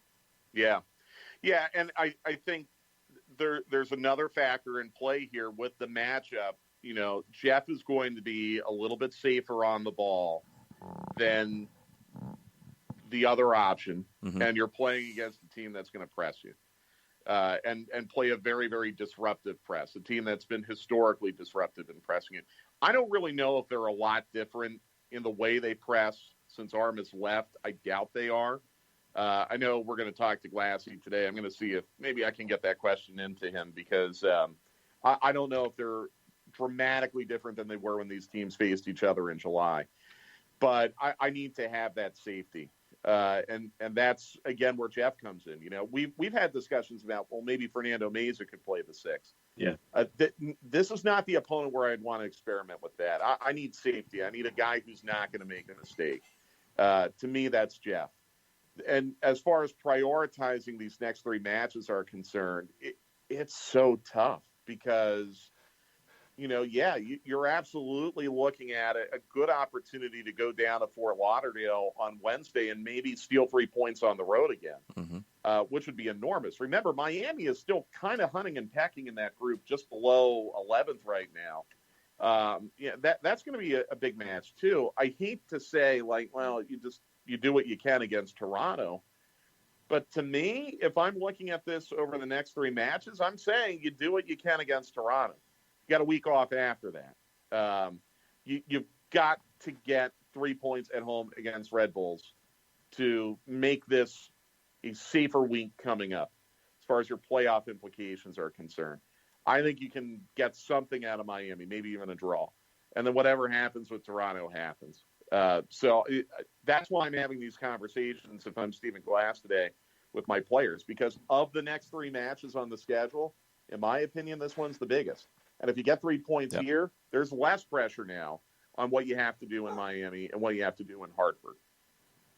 And, Mike, you're having me drawing things out on the legal pad this morning as you're talking about, because Meza as the 6 was going to be one of my questions, and you talked me out of that one. Then what are you looking at for the back line, knowing what's coming up? I mean, is it Bello walks Franco on the inside and Brooks without Miles? What are you thinking there? Yeah, I would strongly consider that.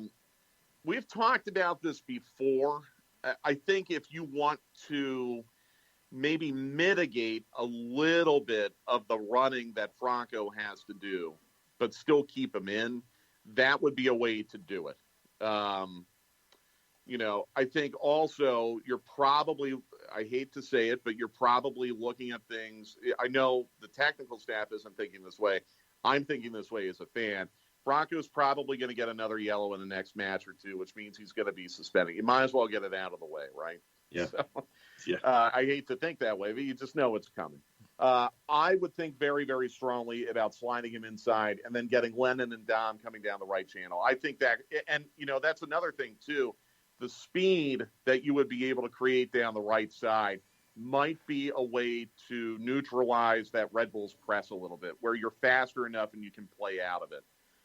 But, there's more to it than that. I think, we know Barco's not going to play. Glassy said that this morning on the radio. So Barco is definitely out. We know Moreno is going to play. He said that today. The only thing that he would not specify is if it will be as a starter or as a sub. I would be surprised but not shocked if he did start. Again, let me be clear. I would be surprised, but I would not be shocked. Right. We saw Gonzalo Higuain get off an airplane from parts unknown and walk straight into a match in Philadelphia for Inter Miami a week ago. It can be done. You see it with national teams all the time. When players, come immediately into the team and step onto the field. That's not abnormal. Happens all the time. So, let's say you do start Marcelino Moreno. Now let's work backwards, okay? I'm not taking Adam John off. He's played too well. Right. Okay? So, maybe you're John at the 9, Moreno left wing. You said he could be a left winger in his media availability yesterday, and Barco's not going to play. Dom on the right. Your wing backs behind them would be Bello on the left and Lennon on the right. Right. Your center backs then, Escobar walks. I would do it. Mm-hmm. And then you hope Lorenowitz can be your 6 and Heinemann and Mo Adams. I like where I'm at going into this matchup if that's the group. And let me be clear. I'm not taking Mo Adams out right now. He's playing too well. Yeah. I'm absolutely not taking Brooks Lennon out right now. He's maybe the best player on the team, best outfield player on the team at the moment. Bello's been great. So, and Heinemann has really stepped up.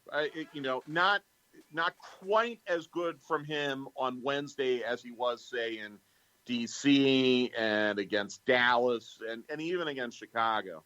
Not quite as good, but still good enough. There are guys that I can't take out right now because they're giving you too much.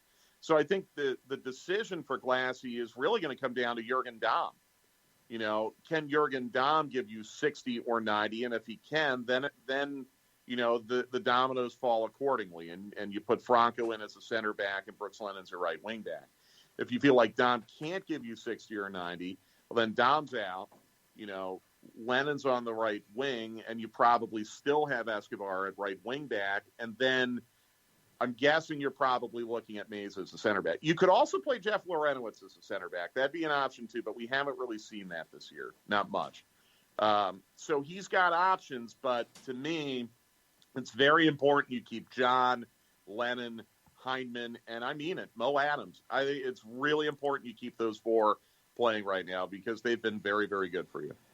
It's going to be a really interesting lineup to get with all of the question marks on it. Moreno, if he starts, where he starts, Meza, if he comes back in. Players who have played well, like you mentioned, Adams, Lennon. Does Gallagher get another start? Does he get some time off? It's going to be a really, really interesting one tomorrow. I'm really looking forward to it. It's going to be a fun one. I am too. It's going to be intense. Matches between Atlanta United and Red Bulls always are.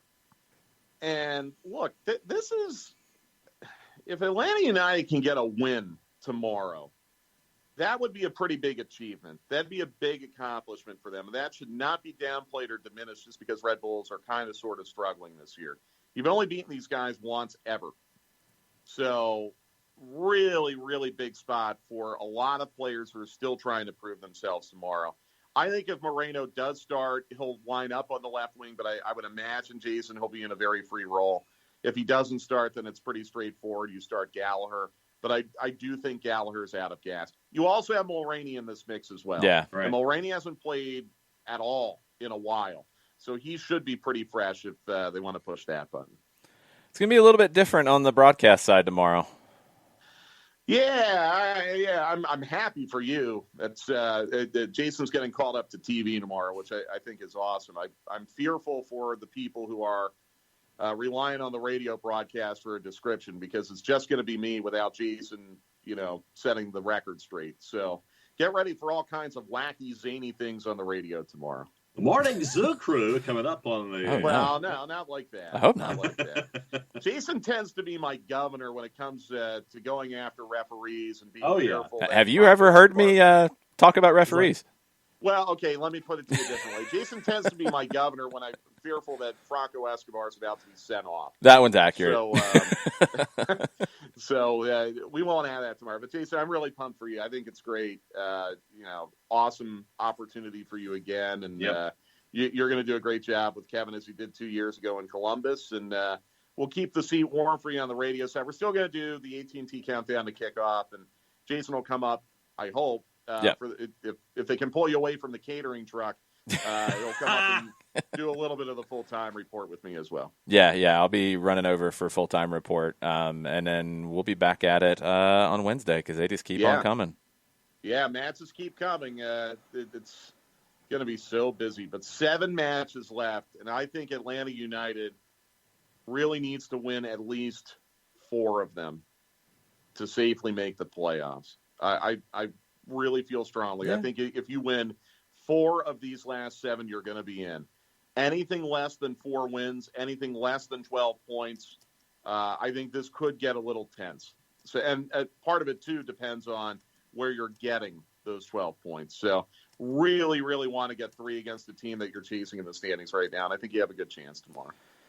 All right, well, we'll have countdown to kickoff. It'll post up about, around 5 o'clock, I guess. Hopefully, yeah, and 5:30 on the radio. Cool. Thanks, Mike, and I'll see you tomorrow. See you guys. Good. All right. So, I'll be filling in for Dan tomorrow on TV.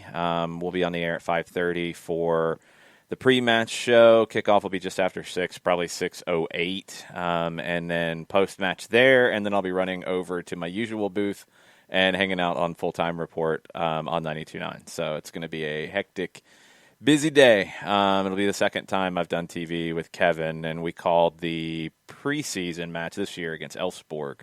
I called it from monitors down in Fort Lauderdale. So I'm excited. It's going to be fun. I love calling games, period. So it's going to be a good time. And a Red Bulls game is always a fun one. So really looking forward to it. Everybody's asking about Dan and the Twitch pitch. He has, I think it's a family conflict tomorrow. Nothing's wrong. Nothing's wrong. He's not sick. I know that's a concern anytime something like this happens right now. Yeah. All is good. He's got a family issue tomorrow, so he will not be in Atlanta. I will be filling in for him and keeping his seat warm, and then going back over to radio on Wednesday. So, going to be fun. Looking forward to it. Let's see what kind of fun we have with our good friend Doug Robertson joining us here in just a second as we get back to virtual producer duties and dial up Doug. I think that might be Doug texting me like, why are you not dialing me up?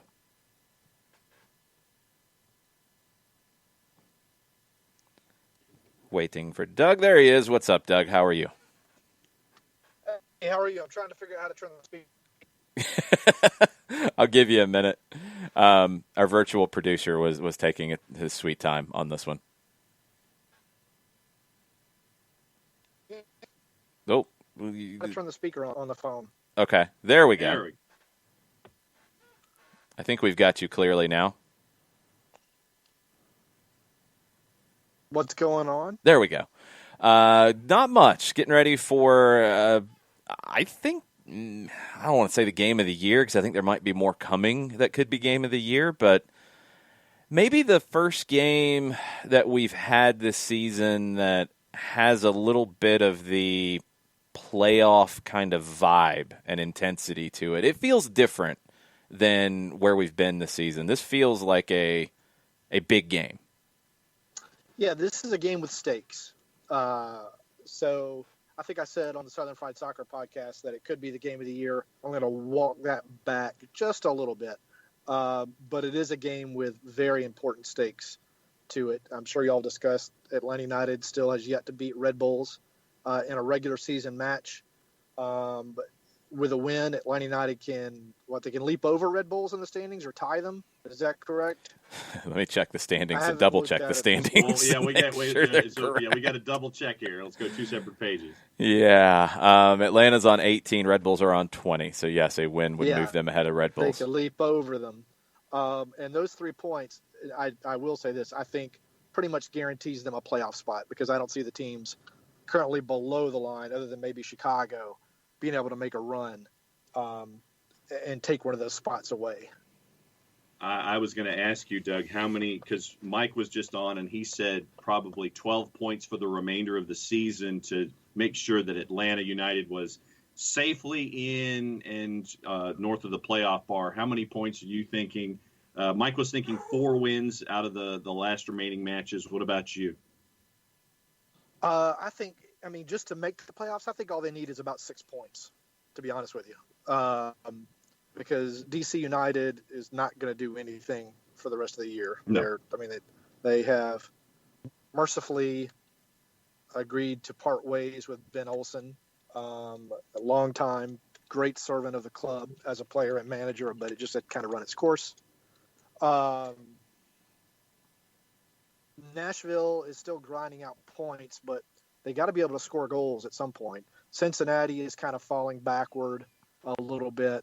And then the teams that are around Atlanta United, New England, just can't score to save its life. So I think it's going to fall backward. And Montreal is just still a crapshoot. You never know what you're going to get out of them. Yeah, Montreal's the weirdest one. I can't get a read on what they're going to be like. Before we get deeper into Atlanta Red Bulls, with that Orlando-Columbus game this weekend, as big as Atlanta Red Bulls is in terms of this spot, getting out of the play-in games, that Columbus-Orlando game feels like an opportunity for Orlando to move into the upper echelon, the elite level of the league this season.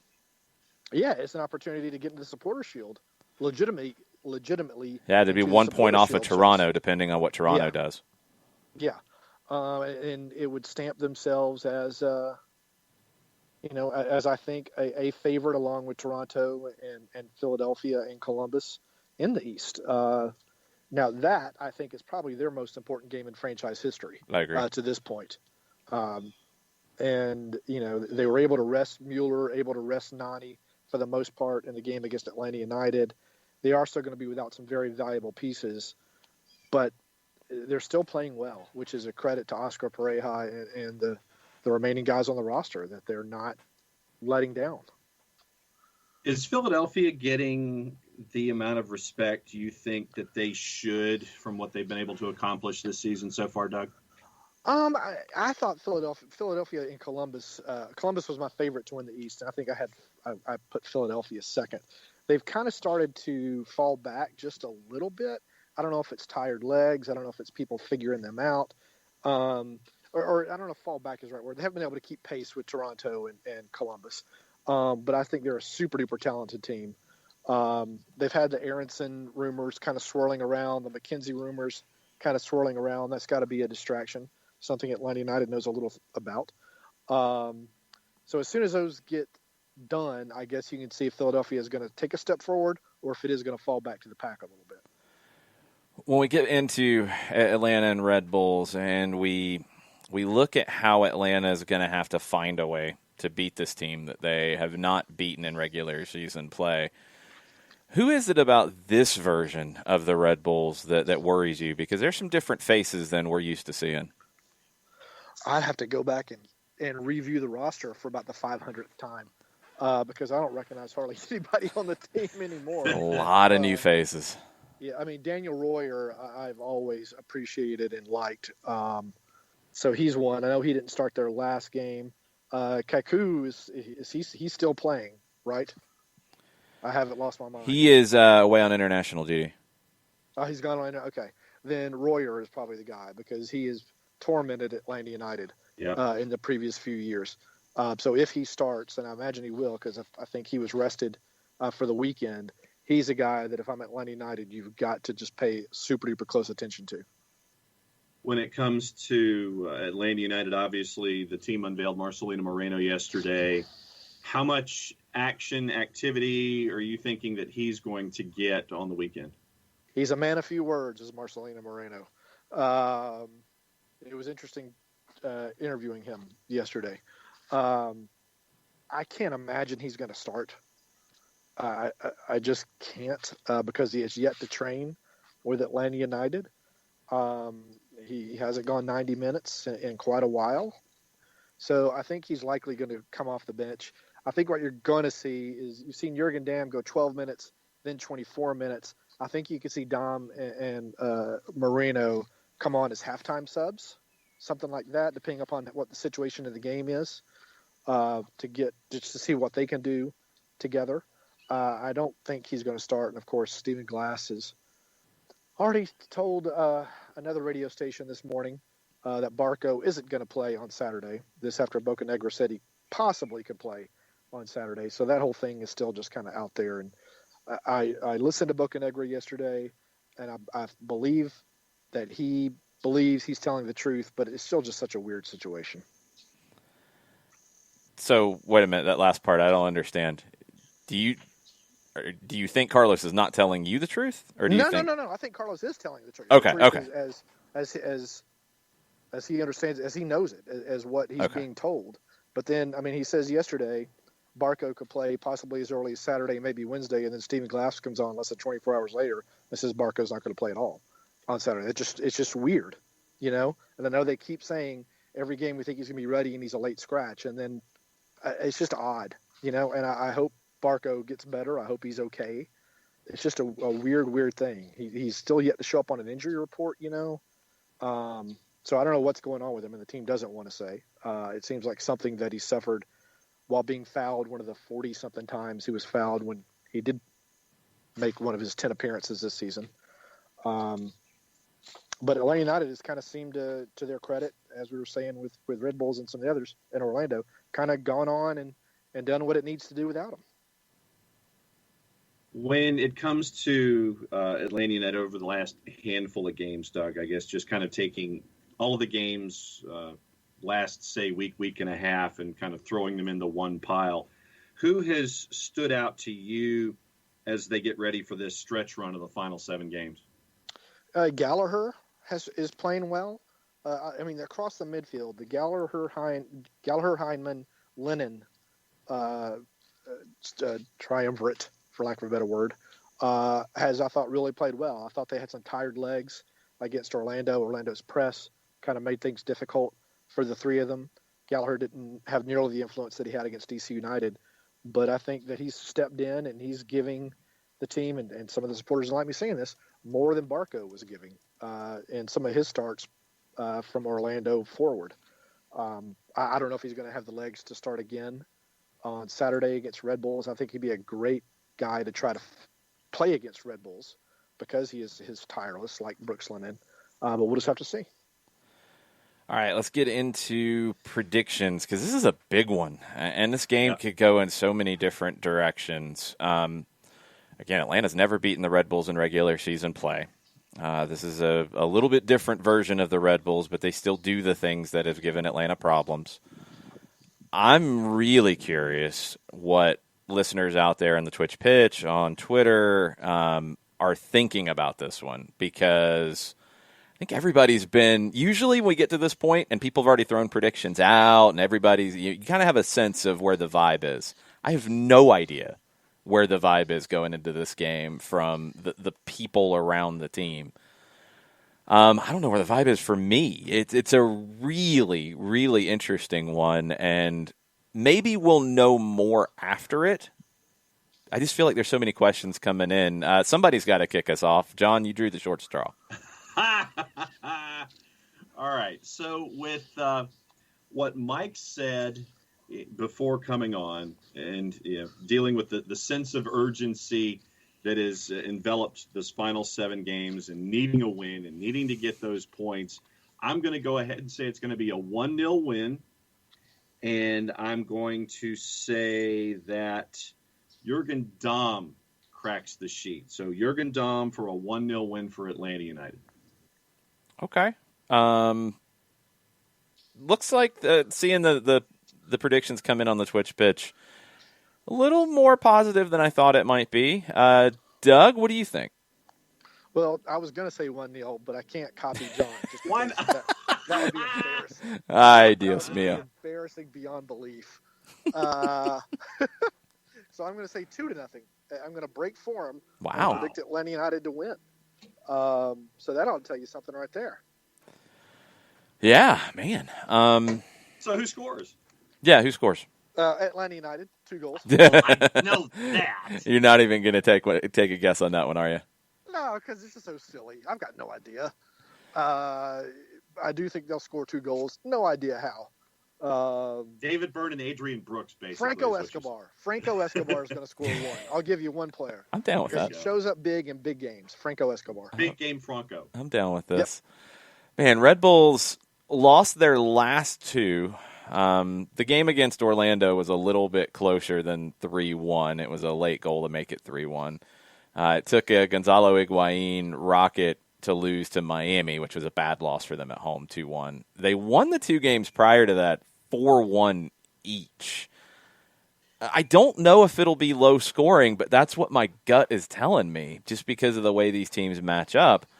Atlanta defensively has been great lately. They've got 3 clean sheets in the last 4, but the Red Bulls haven't had a clean sheet.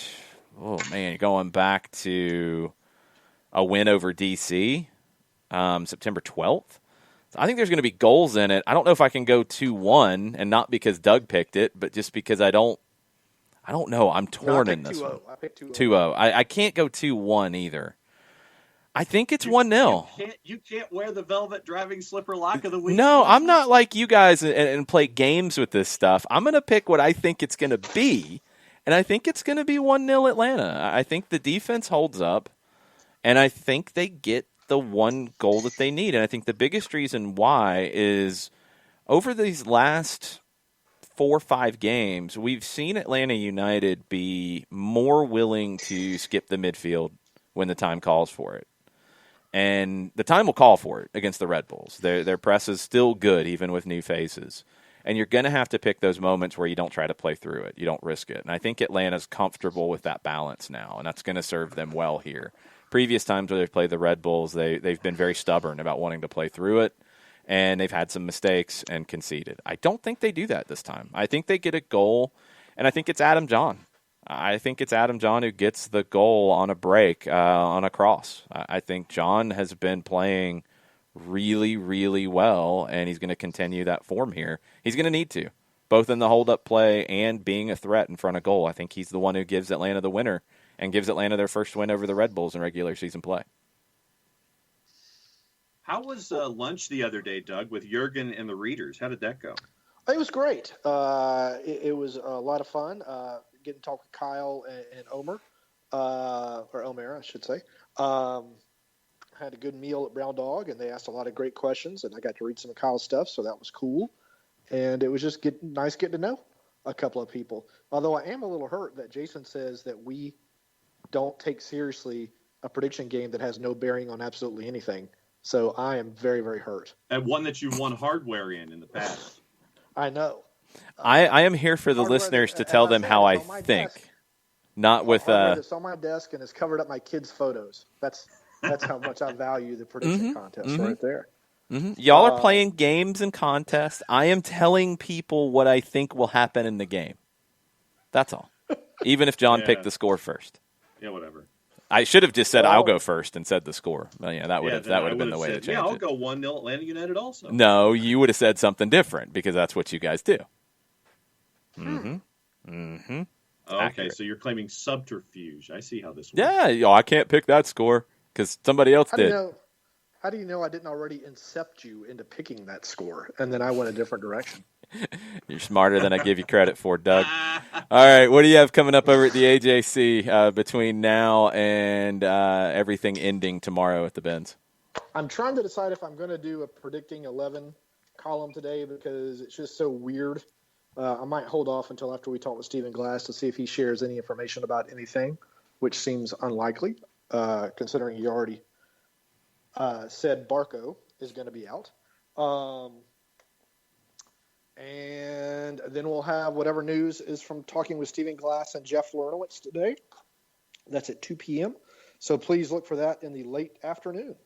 And then tomorrow night will be all the usual things that I produce after an Atlanta United game, including the Southern Fried Soccer podcast, hopefully with Jason Longshore. Yep, it will be after TV and then radio, and then I'll talk to you, Doug. It'll be a busy day.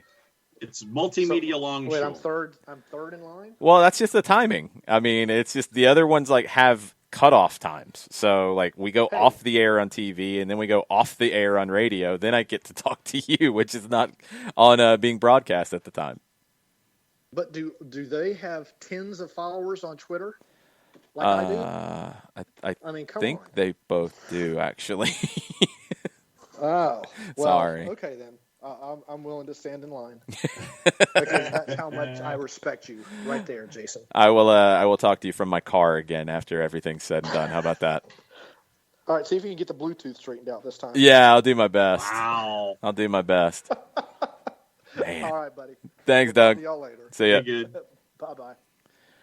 All righty then. Final ask for questions on Twitter and on the Twitch pitch. Let us know what you got coming up, what you're wondering about this game. Go ahead and fire off some predictions as well. Atlanta and the Red Bulls tomorrow. Yeah. Tafka, in our discussion, the soccer over there discussion, Tafka is in. He goes, a league structure question? Tafka's all over it. Save that for tomorrow. So saving that one for tomorrow. We already covered that. We're saving those for tomorrow. So we're saving it for tomorrow. Uh-huh. Ellen Reynolds, happy Friday to me with multiple E's. Her Marcelina Moreno scarf arrived. Excellent. How are we on scarves? We still have a few. If you want to get one, you need to do it now. So tweet at us, message us, email us, soccerdownhere@gmail.com. And let us know you are interested. They're $25. You'll pay via PayPal to our Soccer Down Here PayPal address, and we'll get you taken care of and get it shipped out to you. You just got to include your address. But shoot us a message. We'll get you squared away. There's not many left. We are waiting on a couple to actually do the purchase part, so I think it's safe to say we're less than 15. But waiting on the final confirmation on purchases. Yes, so that's great, and thanks to everybody who's become a part of that and that initiative, and seeing on the Halo board, folks flashing their scarves was very, very cool as well for the Orlando match. I thought that was great. Yeah, that'll be cool, and it'll be another opportunity to do it tomorrow. And I don't know, maybe Marcelino will actually get to see it. I do think he plays, and I would not be surprised if he starts. I think he'll probably start centrally because I think that's where he's best. He can play out left. It might be a little bit easier for him not having worked with the team yet. There's a little less coordination playing out wide as opposed to playing centrally. He will ultimately be central, but in this one where he hasn't trained with the team yet, it might be easier to throw him out on the wing and let him kind of feel the game out. And on that left side, it is doable with George Bello, who we know is going to push forward but can also defend. Moreno can drift in if he needs to and go find the game a little bit. I would not be surprised at all if he starts. I really wouldn't. It's not ideal. It's not the way you would love to have everything set up. It's the way it is, and he is a good enough player to find his way into the match. So wouldn't shock me at all. And a lot of other responses right now on the Twitter timeline to catch everybody up are when you broke the news that you and Mike broke the news that you were going to be on the TV side tomorrow. A lot of positive vibes being thrown your way for being on the TV side tomorrow. Yeah, it'll be the second time. I did the Columbus game away in 2018, the game right before the World Cup. And this is only this is the next time that they've needed a fill-in. So it's all good. I mean, I'm just glad to get the call. I'm glad the team and everybody over at Fox Sports South was happy with it last time and happy with it enough to bring me back to do it again. I just love calling games in whatever format, and it's always fun to get a chance to talk soccer with Kevin and go back and forth with him.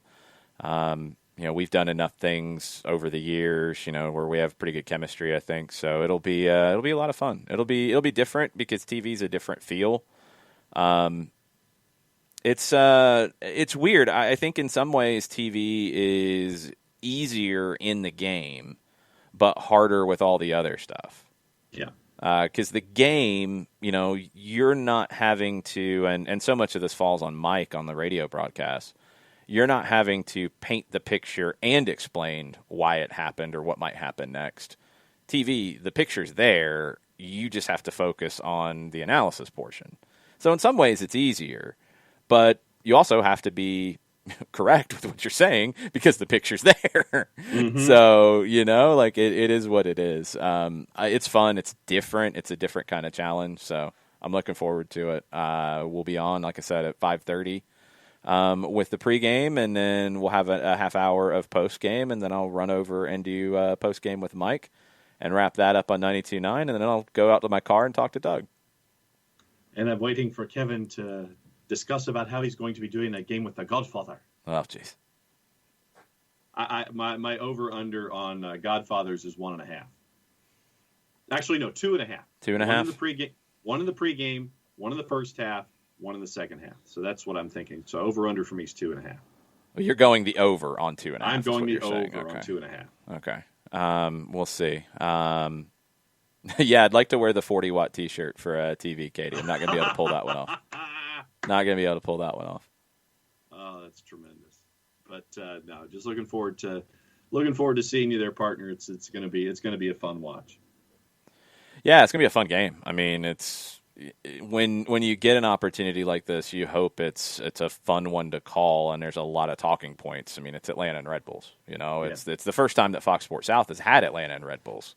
Typically, that game goes to national, but with the craziness with this year, national picked up so many games during the MLS's back tournament that a lot of these kinds of games, the LA Derby ended up on local TV as well. It's fun. Kevin's never had a chance for an Atlanta Red Bulls game, and we've called a bunch of them for radio, and it's always intense. It's always passionate. You don't have Kamar Lawrence and Tito Villalba to brawl this time around, but you've got a lot of players who will get in one another's face. You've got two teams that play a style that will create friction, that will create some controversy at times. So we'll have plenty to talk about in this one. It's going to be a fun one. I know that Daniel Royer drives Atlanta United fans crazy. Who else are you looking at? Who's in your spot shadows for Red Bulls in this matchup coming up? Florian Velo. He's the one who I think has to take on some of the playmaking roles with Kaku out. He usually sits a little bit deeper in the midfield, but he's a very creative player. He's going to have to fill some of that because, the Red Bulls, as we saw against Miami just gave up on trying to have possession, made the Red Bulls play with the ball. And they kind of struggled to find their footing with that. I wonder if Atlanta would go to that length. I don't think they will, but I think Atlanta will be more willing to play long and more willing to concede possession than they have been against the Red Bulls in the past. So Florian Velo is going to have to be somebody who gets on the ball more for them and creates more than he did against Miami.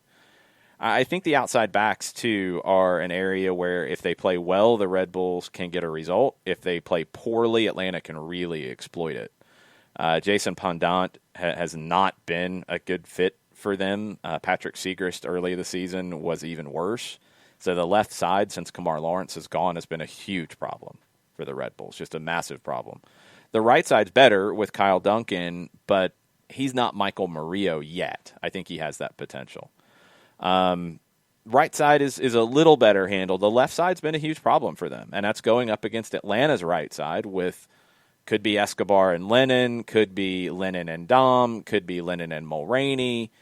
Maybe you throw Moreno over to the right side if you want to. I mean, you've got a lot of possibilities in where you could go with that. Going up against a weak defensive left side. That feels like the opportunity. That really feels like the opportunity. That's where, if I'm Atlanta, that's where I'm attacking is at New York's left. All right. What else is on your docket for today? That's about it. We've got the run-up tonight. I think the run-up might be a little different tonight, but stay tuned. Stay tuned to our Twitter in terms of what time that's going to go up at Soccer Down Here. Make sure you're following us. We'll post that up here in a little bit. We'll get deep into tactics and such with Atlanta Red Bulls and that. We'll have the Power Hour tomorrow morning at 10 o'clock.